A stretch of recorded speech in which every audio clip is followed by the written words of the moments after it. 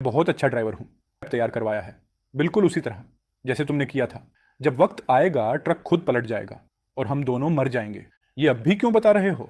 अचानक ट्रक आगे रखे मिट्टी के ढेर से टकराया। आगे का टायर उछला और सीधा उसी कील पर गया जो ट्रैप के लिए लगाई गई थी। अगले ही पल ट्रक बाईं तरफ डेंजरसली टिल्ट होने लगा। मैंने स्टीयरिंग मोड़ा, ब्रेक्स दबाए, बट यूजलेस। ट्रक सीधा बगल की दुकान में घुस गया। एक झटके में मुझे लगा जैसे मेरे अंदरूनी ऑर्गन हिल गए हों। शुक्र है मैंने एंटी इम्पैक्ट जैकेट पहन रखा था, नहीं तो इसी टक्कर में मर जाता। मैंने बगल में देखा, बूढ़ा इनर्शिया के साथ विंडशील्ड पर जा टकराया था। उसका शरीर चोटों से भरा हुआ था। जल्दी 120 को कॉल करो। बूढ़े ने फोन उठाया, लेकिन पुलिस को कॉल करने की उसकी हिम्मत नहीं थी, क्योंकि उसके फोन में एविडेंस था कि वही इन्फॉर्मर था। लेकिन हेड कंकशन की वजह से उसकी नज़र धुंधली हो रही थी, चक्कर आ रहे थे और डिलीट बटन पहचान भी नहीं पा रहा था। आप ठीक तो हैं? क्या आपको हॉस्पिटल ले चलूं? मैंने मौका देखकर उसके हाथ से फोन छीन लिया। इतनी क्रूशियल एविडेंस मैं कैसे उसे डिलीट करने देता?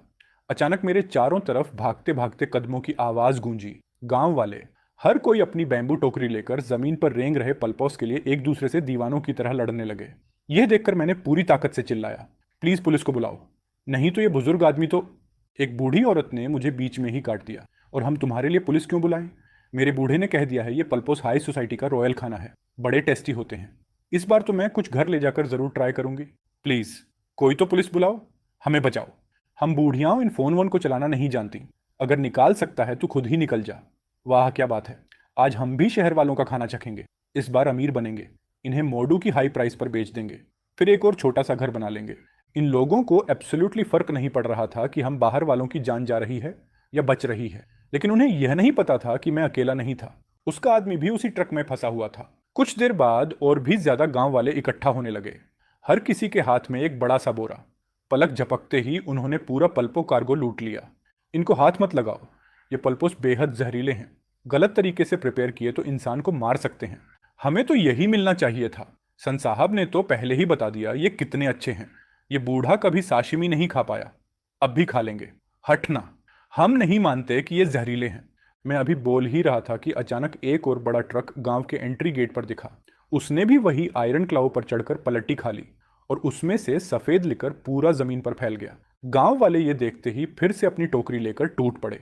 मैंने मन ही मन सोचा, फाइनली मोमेंट आ गया। खाना भी है, दारू भी। इस बार इनका लालच खुद इनको खत्म करेगा।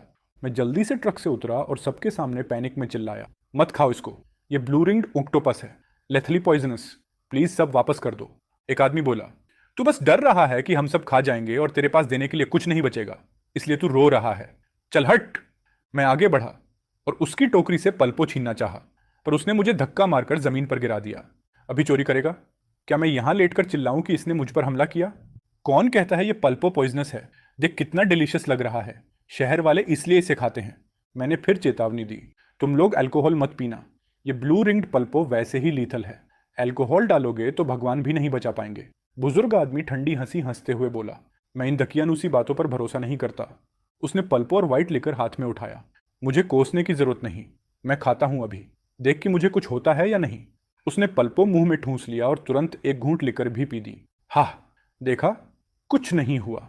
अगले ही पल वह जमीन पर गिर पड़ा। उसका शरीर अनकंट्रोलेबली कांप रहा था। गांव वाले डर के मारे सब कुछ जमीन पर पटककर पीछे हट गए। अगले ही सेकंड एक औरत भीड़ से बाहर निकली, दौड़कर आई और उसके मुंह में एक दवाई की गोली डाल दी। ये बूढ़ा फिर दवाई लेना भूल गया था। इसकी फिट्स पड़ती हैं तभी दवाई लेता है। धीरे धीरे बूढ़े का चेहरा वापस रंग पकड़ने लगा। वह जमीन से उठ खड़ा हुआ। किसने कहा यह पेस्काडो जहरीला है? बहुत स्वादिष्ट है, इतना फ्रेश कि मरने लायक टेस्ट है। वह बोली, मैं तो ये अपने पति को भी दूंगी ताकि वो दारू के साथ खा सके। मैंने और कुछ नहीं कहा। उस टक्कर ने मुझे इतना चक्कर में डाल दिया कि मैं बेहोश हो गया। मेरी मिशन पूरी हो चुकी थी। अब आगे का काम एल पर था। ले बचपन से अनाथ था। 18 साल तक अपने चाचा की मदद से जिंदा रहा। 3 साल पहले उसके चाचा का ट्रक चूशिंग गांव की तरफ पलट गया था। पूरी माल ढुलाई लूट ली गई थी। उसके चाचा वेजिटेटिव स्टेट में चले गए। लेने इतने साल इंतजार किया, आज आखिरकार मौका मिल चुका था। वह 2 साल से इस गांव का सब चीफ था। उसने सड़कें ठीक करवाईं, स्ट्रीट लाइट लगवाईं, हर खंभे पर सीसीटीवी कैमरे लगाए, सिर्फ एविडेंस जमा करने के लिए, ताकि इन हरामियों को कानून के सामने घसीट सके। ले कैमरे में गांव वालों को लूटते हुए देखता, उनके लालची चेहरे रिकॉर्ड करता और लाउडस्पीकर पर बोलता, कानून मानो, लड़ाई झगड़ा मत करो, माल वापस करो। पर 1 साल से लगातार बोलने के बाद भी कोई सुनता ही नहीं था। मिसेस सैन अपनी टोकरी भरकर गुनगुनाती हुई घर पहुंची। दरवाजा बंद था। उसने आवाज लगाई, ओए बूढ़े, दरवाजा खोल। चुप्पी। कहाँ गया ये बूढ़ा? ट्रक गाइड कर रहा था ना, अभी तक आया क्यों नहीं? कहीं ताश खेलने तो नहीं चला गया? वह खुद